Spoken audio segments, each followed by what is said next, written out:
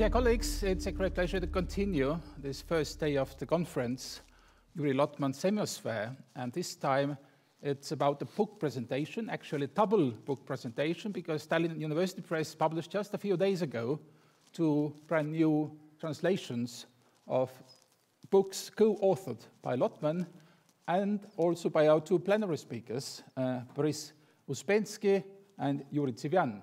And we will have an informal conversation with both authors. So the first book, more specifically, is a joint collection of articles by Juri Lotman and Boris Uspenskij called, in English translation, The Semiotics of Russian Culture, Vene kultuuri semiotika. And this collection offers 9 articles written jointly by Lotman and Uspenskij from early 70s till early 80s. And the book was translated by Peet Lepik and Kaira Pruul. And one article that seemingly exists only in Italian was translated by Margus Ott from Italian. And the second book is a book written by Juri Lotman and Yuri Tsivian, Dialogue with the Screen, and it was translated by Elen Lotman, well-known cinematographer and also grandchild of Juri Lotman. So we were very happy to have these two eminent colleagues among us. And so we will start by a conversation between me, who edited the collection of Lotman and Uspenskij, together with Boris Uspenskij, and then Elen will take it over and continue a conversation with Yuri Tsivian. So, Boris Andreevich, you met first Lotman in Moscow in October-November 1963. Do you still remember what Lotman was like back then? He was 41 years old. I'm sorry, I don't hear anything because we will switch with Elen. Yeah. So I was telling that you first met Yuri Mikhailovich in Moscow in 1963. And I wonder whether you still remember this first meeting. What was the impression Lotman left you, and whether you was thinking that this might be the beginning of a great intellectual friendship? Well, the first impression he gave to me, and I think to everybody, he was charming, really charming. But I remember he seemed, he was much older, 15 years older than me. And I remember a gentleman, very well dressed, which was unusual in our time,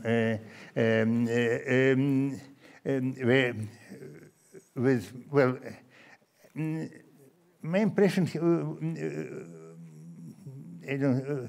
my impression was that he's a former officer, because his behavior, a little bit formal. That was my impression, yes. Of course, there was some distance between us, because the distance of age and distance of status. He was a professor. We were very young then. But that distance was very soon overpassed. We became friends. But can you, of course it's a difficult question, but can you offer some explanation? Why did you work so well together? That there was kind of almost a complete match between two of you, regardless of the distances, of geographical distance, age distance, maybe even some, I don't know, personal distances. But still, somehow you work together so well. What is the explanation? I don't think so, but I think it was spontaneous, like falling in love. Beautiful. Do you remember when your real writing cooperation. When your intellectual cooperation started, what was the beginning of starting to write together, and how it happened, and why?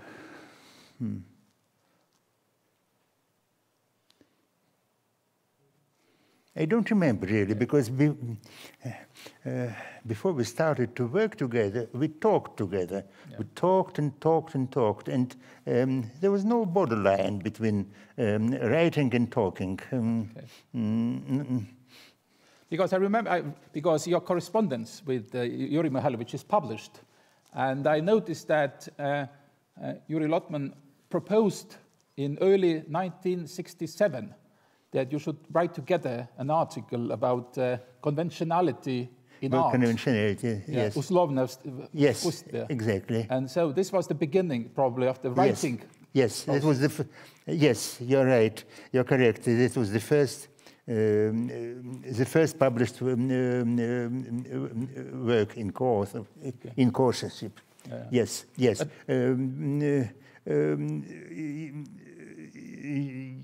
Juri Lotman was invited to participate in the new edition of Philosophical Encyclopedia, Philosophical Encyclopedia, which was quite different from previous editions. I wouldn't say no Marxism, but very little Marxism, and many bold ideas. And it was a good time, 60s of the 1960s, and he was invited to write an article on the article on the conventionality in art, and he invited me to write together. Of course, it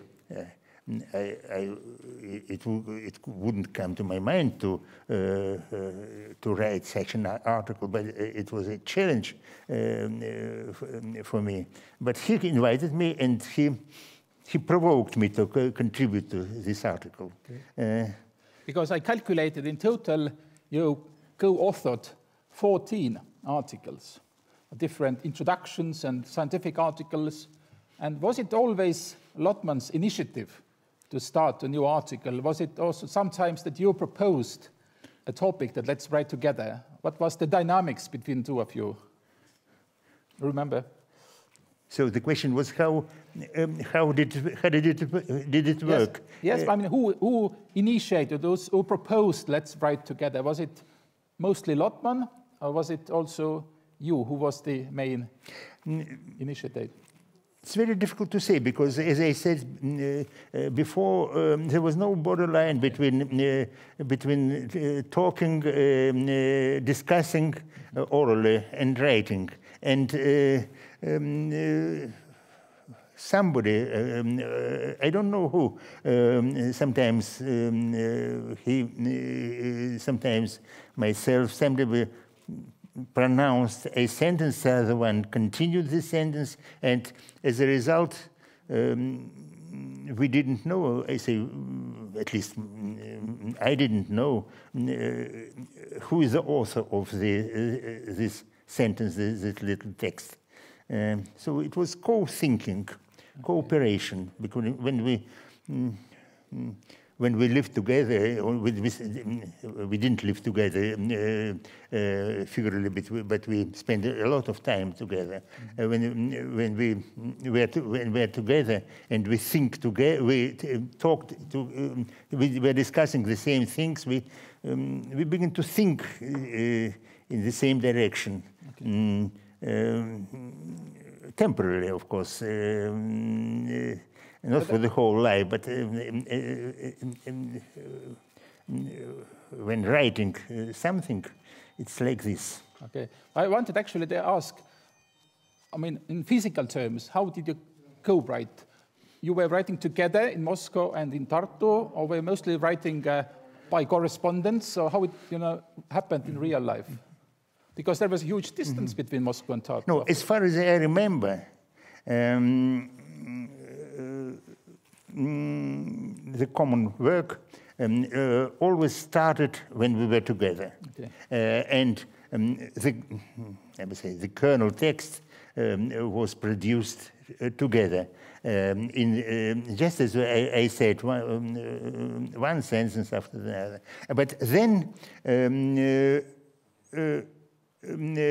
it was always he who was writing, because he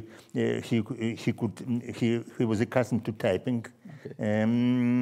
And very often it was in Tartu where he had a typing machine. But later, it was through correspondence. I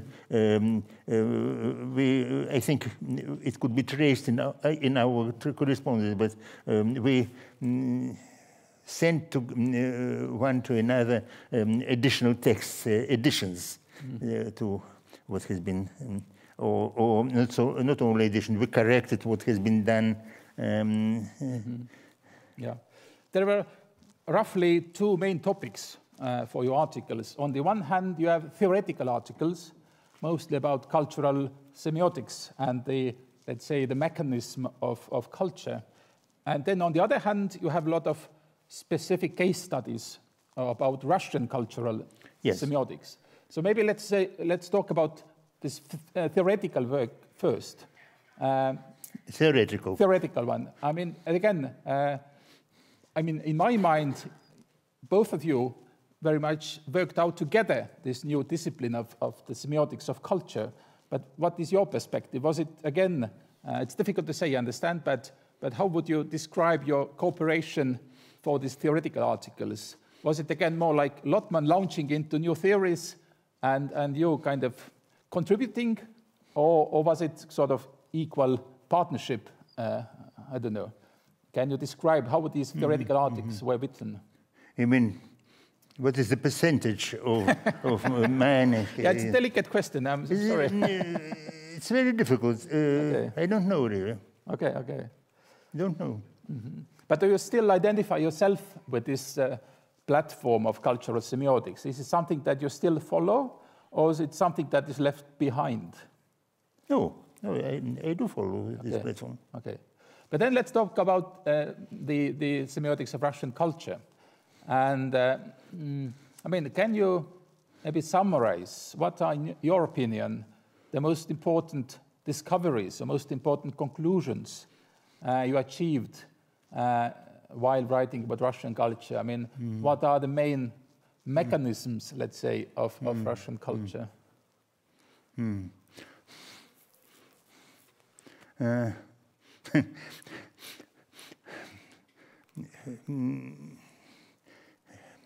You remember when Tolstoy wrote his Anna Karenina, the famous literary critic, Stasov was his name, wrote a letter to Tolstoy asking, could you summarize what you wanted to say? And Tolstoy answered very politely that in order to answer your question, I had to rewrite the whole text. Okay. We don't have that much time. But it's difficult to summarize everything, to give summary of the whole corpus of texts. Yeah, but one of the conclusions, I would say one of the conclusions was that the Russian culture historically has been always oriented towards an alien culture. So it worked with an imported culture, with imported cultural models. So it was not independent, the Russian culture. And still it was very independent because the reaction, the result didn't correspond to what was important, what was imported to the original. So this alien cultural models served as practically served not as models to follow, but models to provoke something new, something really new. Okay. That's why Russian culture, I think, is similar to different cultures and very original at the same time.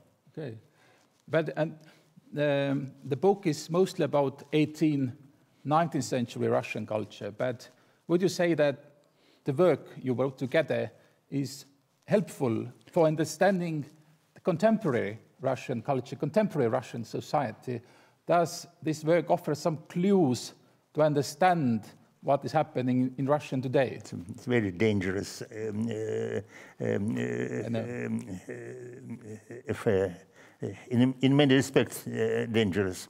It's very risky. Okay. No, I wouldn't take a risk. But then let me just ask a final question.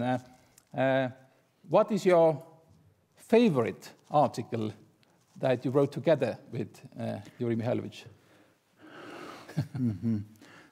This article that we wrote, probably the article about the myth. Aha, myth, name, history. Yes. Okay. Yeah. Thank you so much. And I now hand it over to Elen and for another conversation. Hi, hello everybody. So I'm very happy to welcome everybody who is here physically and who follow us digitally. And the book that we will be talking about today is the book Dialogue with the Screen. So just this version is almost warm. It came out of the oven. It's really? Can you feel it? It's warm. You can taste it. It has this very fresh book taste. This is an Estonian translation. Dialoog ekraaniga in Estonian. And I'm very happy that Yuri Tsivian is here, who is the co-author of this book together with Juri Lotman, who happens to be my grandfather. So there is strange connections throughout the translation process of this book, which I might mention at some point. But before, I wanted to ask you, because there is a very interesting situation. We have two co-authors of books that are just coming out now. How was your co-writing process together with Juri Lotman? It's by correspondence mainly, since I lived in Riga, of course in Tartu. But sometimes, yes, I recall very distinctly, we did something that Boris and David just described, set together. It was mainly blah, blah, blah, jokes, old jokes. I remember one he liked immensely because he and I detested Freud. And it was Stanislav Ježelet's maxim, "Śnił mi się Freud. Co to znaczy?" I saw a Freud in my dream. What would it mean? And he loved it. He said, it tells all about Freudism's falsities. By correspondence, we do remember not only Lotman's jokes, but particularly the moments when he appreciated our jokes for some reason. And the first article we wrote together, which, you know, we retrofitted in the second edition of this book, was written all by correspondence. And I will tell how it began. During my talk, this is a trailer in Tartu. So I'll skip that. But one thing that I suddenly remembered is that how did correspondence happen in the Soviet times? No one trusted letters. As of course, as Kuzovkin said, they would be typically perlustrated. Though probably between Latvia and Estonia, they would not care. But still, we used what was called then akasia. And akasia is when someone goes to Tartu from and back. And when we wrote this essay, in the process of writing this essay, there were two people regularly going back and forth. Masha Plukhanova, a graduate student of Tartu, living in, her mother lived in Riga, and we were friends. And my friend Roman Tsemenchik, who was also a Rigaer, was preparing to defend his dissertation in Tartu. And Lotman sent me some, I sent some to Lotman, my part. Again, kind of worked into his. So I never corrected anything. But then I said, but also, if I wanted to correct, not only Chaplin, but also Keaton, stuff like that. And then in a letter, I asked him to react as soon as possible because I'm a little nervous. This is the first thing I'm sending to him in response to the little thing that sent to me. And I asked him to use the same people for the occasion, if he liked it or not. And if he liked it, to use Masha as a messenger and to use Tsemenchik, we see if he didn't. And he loved it as a joke and told Masha, take this to Riga. Do you remember the first encounter when you met him the first time? Yeah, I do. And it was when Lotman came to Riga, and I can date it because this was all around the film that we both liked. It was probably 1972, something like that. I was a student, and I was one of the many faces that came to his talk, and he, of course, didn't teach us, but he came as a guest lecturer, and everyone was there, and it was my last year, I think, my dissertation advisor, Tamara Eidosol, originally. He knew her, and she, after the lecture, she arranged a kind of a party, informal party at her place. And as it happened with Lotman, he was usually unobtrusively take the initiative very kindly, took the center of a conversation very kindly, and listen. So we all gathered around him, and he would suddenly mention his favorite film, which happened to be mine, and this is Parajanov's just released, The Color of Pomegranate. And he loved to discuss films, and I happened probably to be the only person who either would have seen it, or it was exhibited marginally. That would be, and he was also someone who would, again, very gently, but challenge you, and challenge everyone. And he asked, and who do you think is, and this is kind of a symbolic movie. You have to, you are entitled to ask, what does this mean? Lost symbols.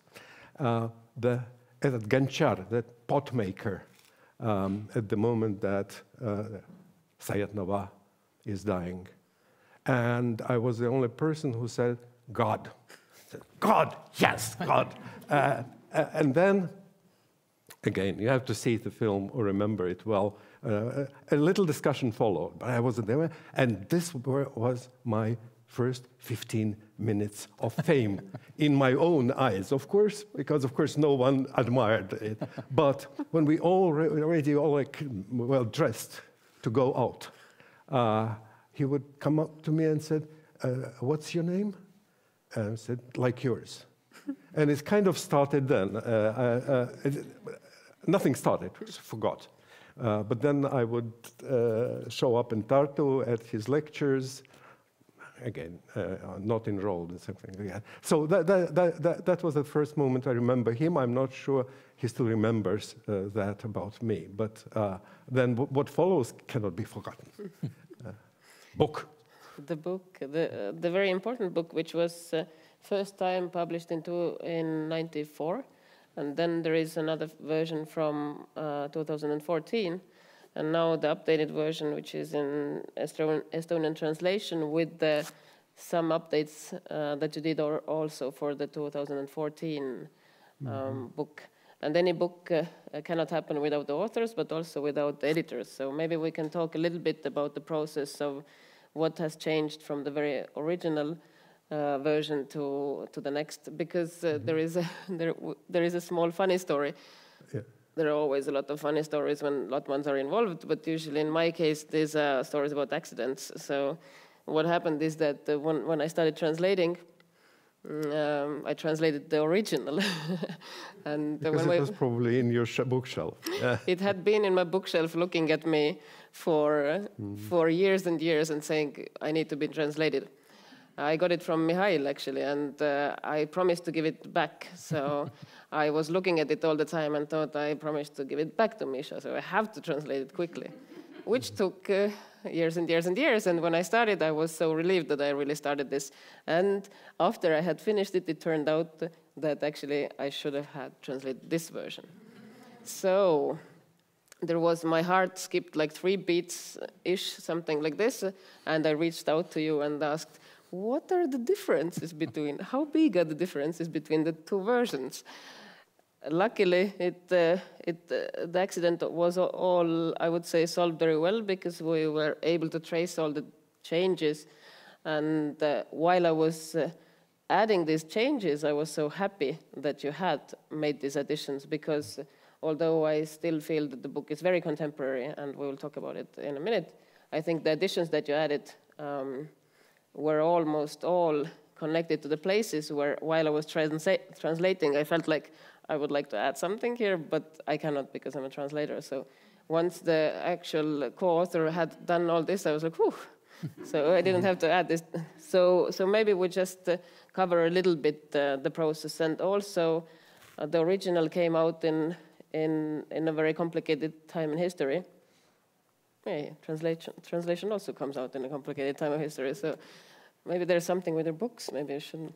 Well, we were at a talk today with this compasses animated running around. That was probably a model of historical reoccurrence of events that. But I don't want to bring another. So no other edition. Okay, peace, life is important. Editions less so. This one has been translated before you into two other languages, Italian and Korean. But I never had a compliment that I had today about this book. I heard today about this book, and I'm very happy, though it probably doesn't sound like a compliment to me. Today, Sylvie Salupere, you know her? She may be here. Here, because she's the editor of the translation. Salupere said that in Estonian, your book reads better than it does in Russian. And I didn't change anything. No, but I don't know Estonian, but I know Sylvie. When she says something, she means something. And and I also know that translations are often better than the originals. Take Zhukovsky, whose colorful poetry grows from gray English and German originals. And I also know the Lotman family, who are just incapable of writing other than brilliantly. So thank you for improving on us. What was the question? The question was the difference between. I have prepared for that. Well, between the difference between what we discussed with Lotman when we met and the book is that something just didn't get in, and this is the occasion perhaps to put it in, and then it will disappear vanish in the thin air.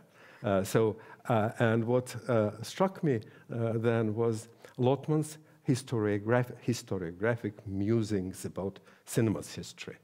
For instance, his response to Georges Sadoul's Universal History of Cinema idea that the whole development of technology and art previous to film actually led inevitably to the necessity of the film to emerge at the beginning of the 20th century as art. And Lotman's reaction to this was yes and no, is a typical Lotman's reaction. And he would say, why yes, and he would say, why not? And I kind of remembered that, and then I even published part of it as an interview, but it's an obscure interview, obscure place. So let me just tell what his yes and no pros and contras were. He said, you have to split histories. You have to split cinema's history into technological history and to the history of art. Because it's both technology and art, as you know better than anyone else. So he would say that, yes, technological histories are predictable, and it's like you throw a stone, you know, you can figure out or calculate where it lands.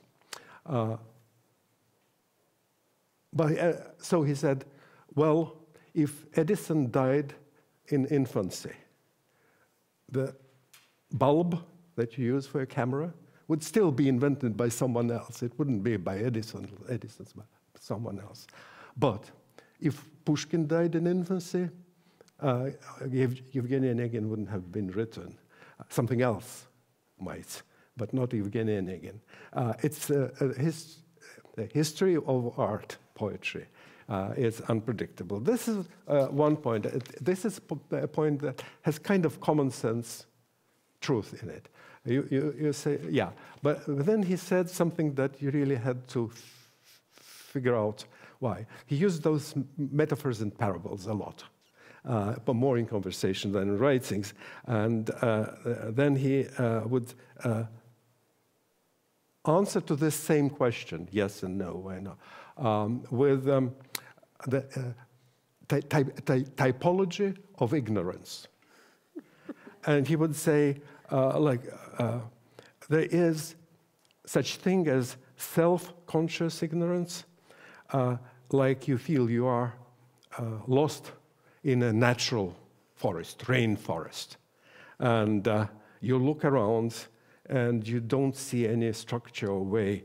And that's how you feel when you look at history for the first time. But then you start studying it, and then the other type of ignorance appears. It's ignorant ignorance.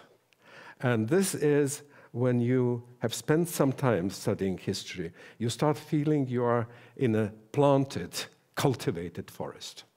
And you look around and you see how all the trees come and converge on you. And this is Sadul's stage of ignorance.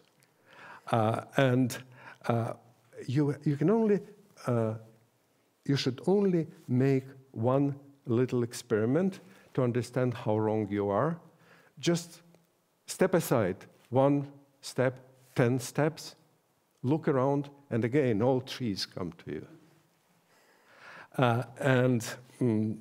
So that's what he said about history.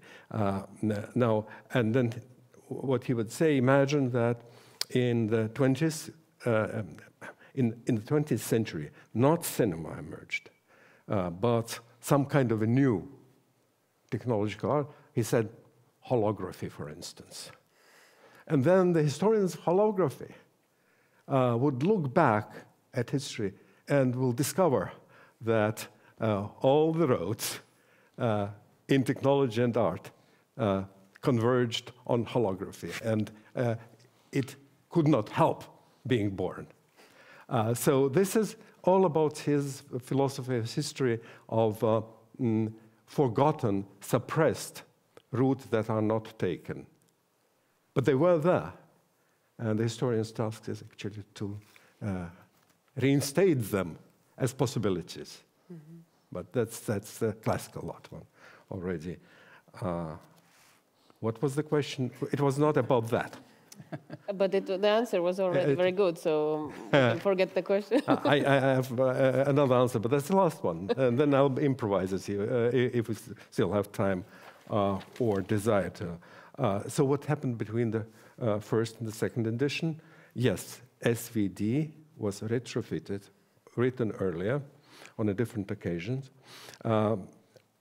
also updating notes that you mentioned were included. And why? I would say that there was a dilemma. Dasha and I tried to figure out what we can do. And not only Dasha and I, Dasha was I feel it's time to start, but to stop, but I won't. Okay. Because the question is, the second edition was a wonderful occasion to really, yes, update the book. And this is a wonderful occasion also to say how much Larisa Levina, I think the responsible editor of the second edition in Russian, did, and how much she wanted it to see light, particularly since she was in the process of taking care of her dying husband. And then only recently I learned from Kirill Razlogov that Larisa Levin died too. So if it weren't too late, we could actually have dedicated the second edition to the memory of her who initiated it. But this is one thing. So Larisa, Dasha, and I, we were on the famous kind of crossroads, what to do with the book, because much between the first and the second had changed. In my knowledge, in our knowledge, in our understanding of cinema,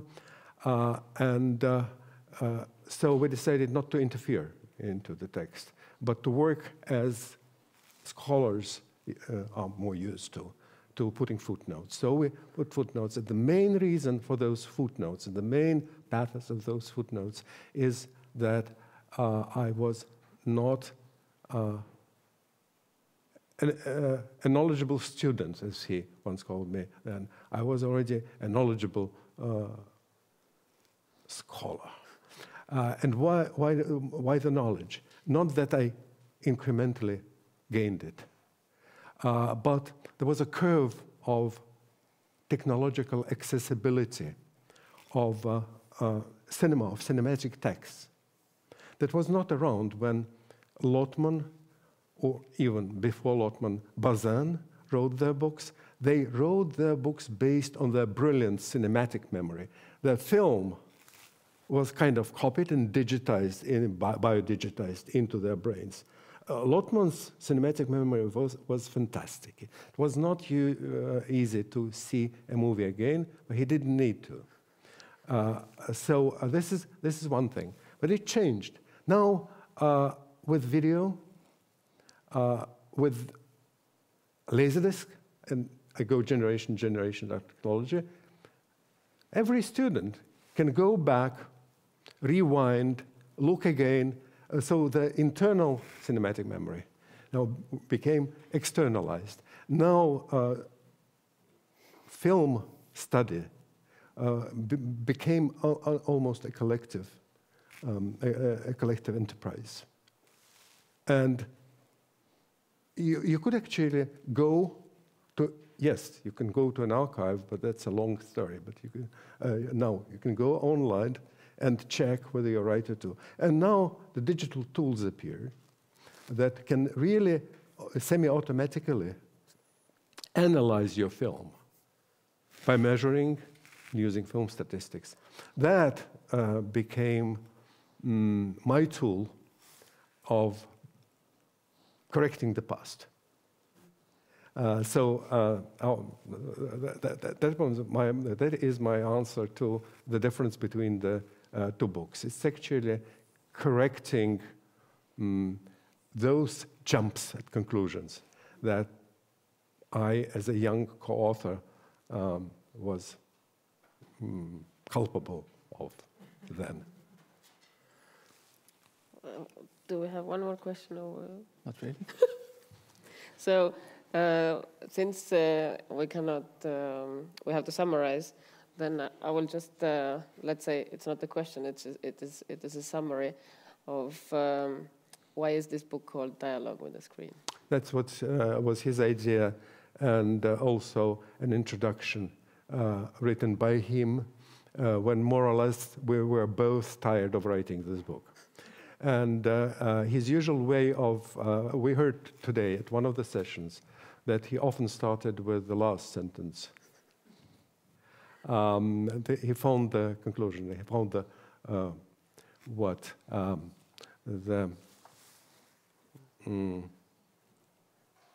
End station. No, the point. The point, he started with the point. And he also, importantly for me, as someone who still copies Lotman in a miniature, he also wrote me about this in connection, apropos this first essay on SVD. He said, I think the text is done. And as that Vяземский's general used to say, с чего бы начать и чем бы кончить? What we need to decide what to begin with and what to end with. And he would add the beginning, and he would add the coda, the point. That probably my only answer, dialogue with the screen. He loved dialogues. He loved dialogues between people, and he really insisted that film changes the viewer, but also every viewer changes the film. And that's the essence of dialogue from Bakhtin to Lotman. Thank you. Thank you. And as said in the morning, we shall, all those who will participate in the reception will gather in this atrium of this Astra building, and then the volunteers will guide you to the buses that will take you to the venue in the old town. So the buses are leaving quarter past. Yeah, what time here? It's now it's 6 o'clock, and the bus will leave quarter past 6. From the hotel or from here? No, from the university, from here. Yeah, okay. So thank you. Can I ask one more question? Not after applause, unfortunately. Yeah. I can answer that. Actually, there is an English version which is similar to this Semiotics of Russian Culture. Even the title is the same, but the content is a bit different. Edited by Anne Schuckman, but dialogue with the screen. I tried to Google translate it, and I really, really recommend it. It was just a completely new book, and it was so interesting. Yeah, but you can actually translate it into English. Oh no! Because you know the text. Yeah, maybe I start changing it. Maybe it becomes another book. Yeah, absolutely. I agree. It should be. It's very needed, and it's also much more contemporary than one might think, knowing the year that it came out. But that's the next step. Thank you. Thank you.